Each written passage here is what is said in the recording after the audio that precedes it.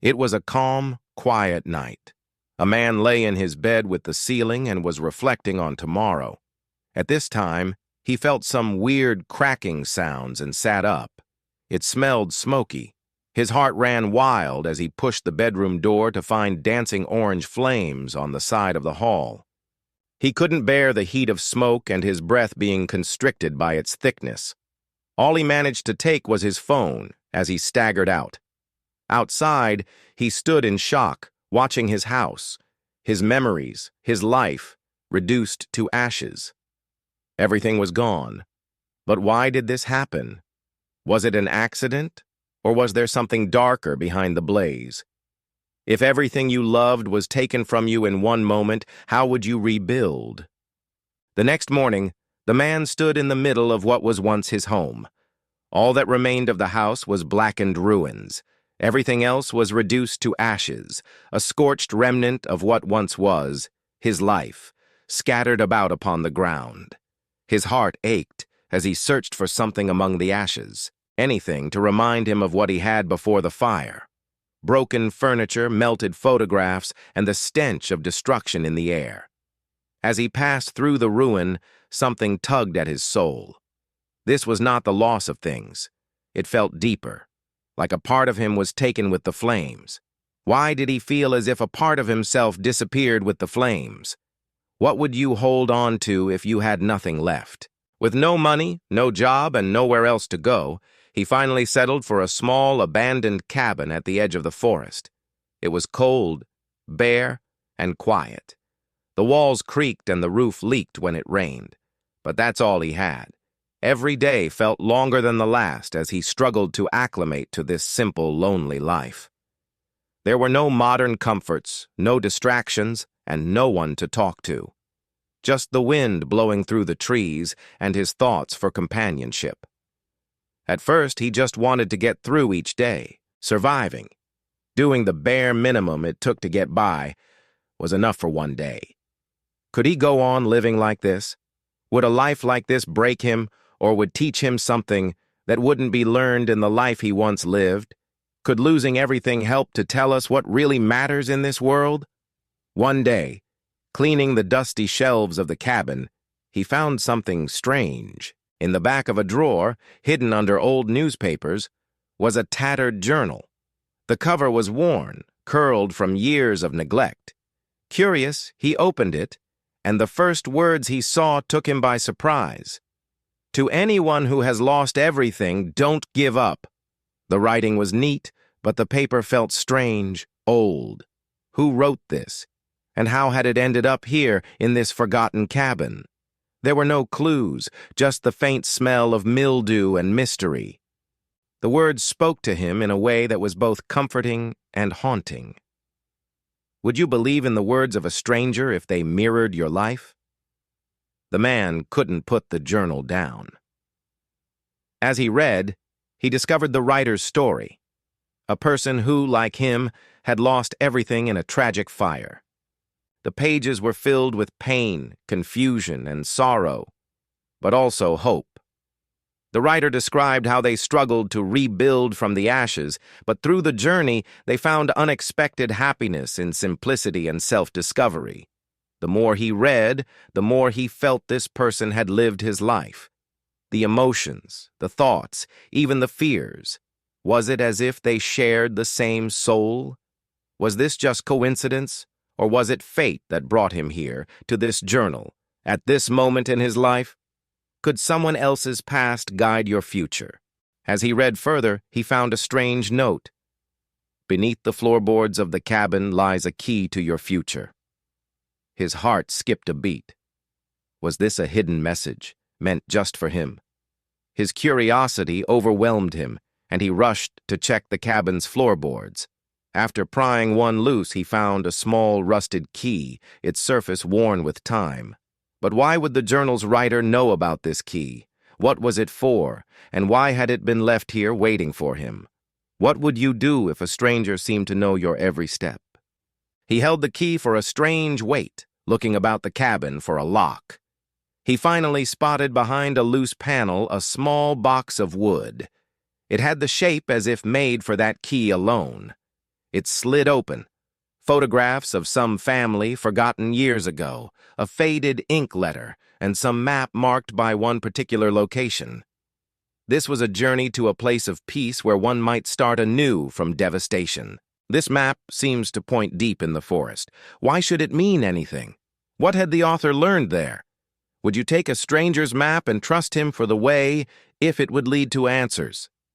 The man, driven by hope and desperation, packed a small bag and headed towards the location marked on the map.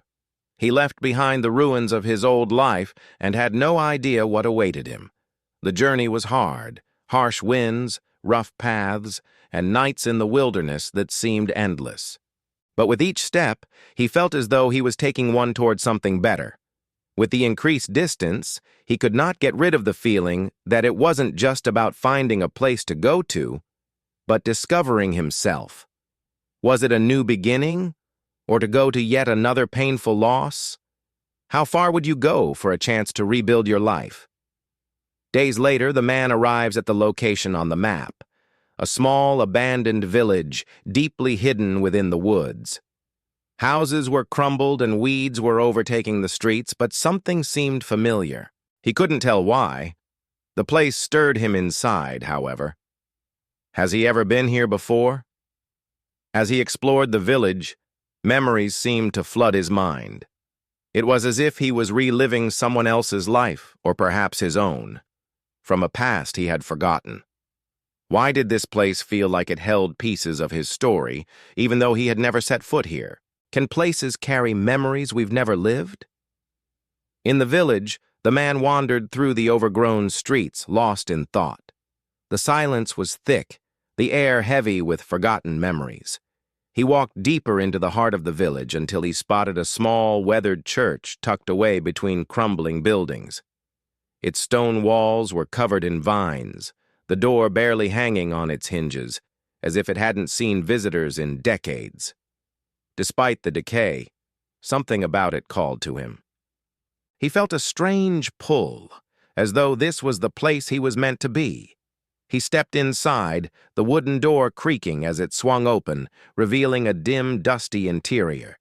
The air was cool and smelled of old wood and earth. Sunlight filtered in through cracks in the stone walls, casting soft beams across the worn pews and the stone altar at the front. It felt ancient, almost sacred. He slowly made his way to the front of the church, his footsteps echoing through the empty space. As he looked around the room, his eyes fell on the floor beneath the altar. Something was off. A loose board caught his eye, half hidden in the shadows. His curiosity propelled him forward, and with a mix of caution and anticipation, he pried it open. Beneath the floorboard, he found a stack of papers, yellowed with age, bound together by a fraying string. It was the final pages of the journal he had been following. His heart skipped a beat. He sat down on one of the pews, the journal resting in his hands. His fingers trembled as he opened the first page of the final entry. The words were familiar, but they seemed to hold even more weight now. The writer explained how, at that time, they too had lost all of their possessions in a fire. They wandered, lost, till this particular church, this very village, came into view. That it was not the bricks or the wood in the building which healed them, for peace it gave. It was a place where they could re-establish themselves, where the rest of the world faded away, and they had nothing but a quiet, simple life. The writer spoke of rebuilding, not like the man had imagined it would be. It was not about rebuilding what had been lost, but about finding meaning in the ruins, discovering joy in simplicity, and building life from the inside out. This is because the journal revealed that actual peace was not found in material things, but in the purpose one could make of it. The writer had understood that happiness was not actually from materials, but from connection. One must be present, accepting that life could be reconstructed and, for one who had lost, not out of what was lost, but what remained. As the man read the final words, something within him clicked. He had been searching for answers, for a way to make sense of the fire that destroyed his life. He thought the fire was the end, but now, in this abandoned church, he realized it was only the beginning. The words of the writer seemed to echo his own feelings, his own fears, and his own desires for change. It was as if the writer knew exactly what he needed to hear, exactly what he needed to do. He sat back, gazing at the pages, his heart racing. How could this be? How could someone he had never met, write something that mirrored his own journey so perfectly? Was this just a coincidence, or was it something more? The timing, the words, the feelings, all these coincided too perfectly to be coincidence. He felt that the journal had been there just for him, waiting. It felt as though the story was penned specially to be found by him. The man couldn't shake the feeling that there was more to this than he understood. Was this a sign, a message from fate, or was it something or someone guiding him toward this very moment? The village, the journal, the journey, it all felt like it was meant to be. But why him? Why now? His mind was filled with questions, but one stood prominent over all the others. Is this destiny, or is someone leading him? He looked around the empty church, the silence pressing in on him. It was as if the walls themselves were watching, waiting for him to make the next move. The answer was there, in the journal, in the village, in everything he had experienced so far. The journey was far from over. In fact, it was just beginning.